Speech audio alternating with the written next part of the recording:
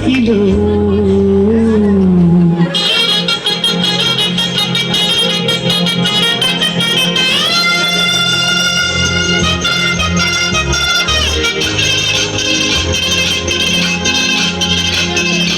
పల్లకిలో పల్లకిలో పెళ్లి కూతురు రాణిలా ఉంది మహారాణిలా ఉంది